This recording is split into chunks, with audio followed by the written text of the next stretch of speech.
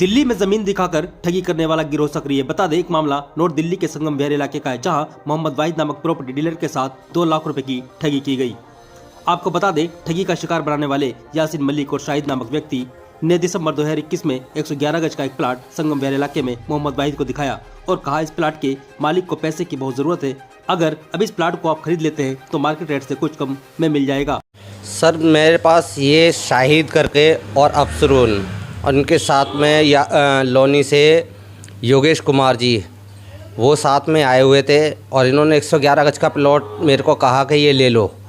और उनके योगेश जी के पास पेपर रखे हुए थे कब्जे में, किराए उज्जैन की, कुछ उसको पैसा लेना देना होगा। और इनकी लड़की की शादी थी अफसरून की, तो इनकी लड़की की शादी में देते हुए शाहिद ने मेरे पे प्रेशर रखा। प्रेशर रखने के बाद कहा गया कि 2 लाख क्या नाम है, आप ये सौदा ले लो।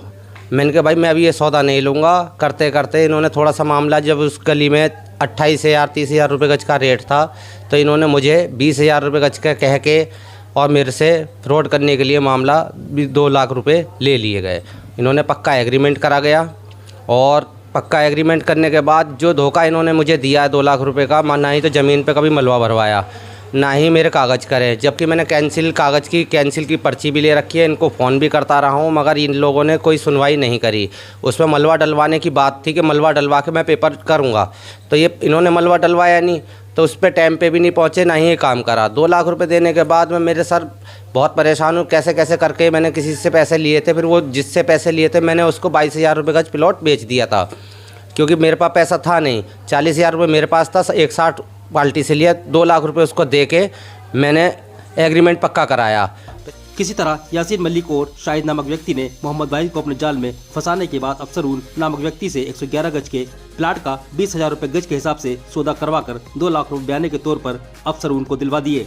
लेकिन जैसे ही रजिस्ट्री करने का समय आया तो प्लाट खरीदने वाला शख्स मोहम्मद वाहिद तो कोर्ट पहुंचा, लेकिन जमीन मालिक अफसरून और एजेंट यासीन मलिक और शाहिद कोर्ट नहीं पहुंचे। मैं इनके आगे पीछे परेशान हुआ, काफ़ी हुआ, मगर ये लोग चीटिंग करने वाले हैं, ये जैसा मुझे पता चला, समझ में आता है कि उसी तरीके से मैं इनके ऊपर FIR कराना चाहता हूं और करना चाहता हूं, और ऐसे आदमियों को जेल में और मेरे पैसे मुझे मिल जाए, ये और ऐसे आदमी किसी को धोखा ना दे दूसरे को। यासीन जो है हमारे बराबर में यहाँ पे ऑफिस भी था, गली में 10 नंबर में, संगम विहार वजीराबाद दिल्ली 84 में, गली नंबर 10 के अंदर में यासीन मलिक का यहाँ ऑफिस था। और शाहिद भी आता जाता था, तो इससे हमारे ताल्लुकात हो गए थे, जैसे पड़ोस में एक ऑफिस होने के कारण से। तो इन लोगों ने जैसे अब यहाँ ऑफिस कर दिया बंद, ये सौदा करने के बाद में 100 ऑफिस सब बढ़ा के चले गए और बाकी हमें धोखे में छोड़ गए। अच्छा, एक बात और, जो अफसरून जिससे आपने एग्रीमेंट किया है, उसको आपने 2 लाख रुपए दिए हैं, ये अफसरून के नाम पर कागज़ है पूरे? जी, अफसरून के नाम से पूरे कागज़ मैंने देखे और अफसरून मेरे सामने बैठा रहा, साइन भी उसने करेगा, अंगूठा भी उसने लगाया है। मगर शाहिद और ये यासीन मलिक दोनों मुझे उससे नहीं मिलने दे रहे, ना ही मिलाया इन लोगों ने, जो कि मैं उनसे बात कर पाऊँ। बता दें, इसके बाद पीड़ित मोहम्मद वाहिद ने यासीन मलिक, शाहिद और प्रॉपर्टी मालिक अफसरून को लोन इलाके में कई जगह तलाशा, लेकिन किसी का कुछ पता नहीं लगा। अब पीड़ित मोहम्मद वाहिद ने इस मामले में 420 में मुकदमा दर्ज कराने की बात कही है।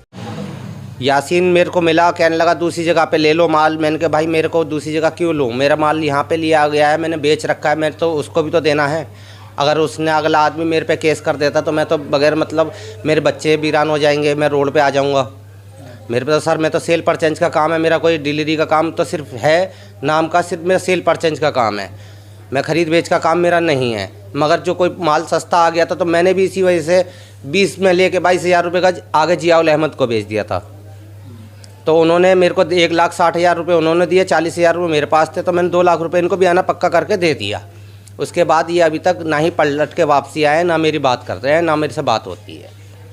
दिल्ली से खलील अंसारी की रिपोर्ट।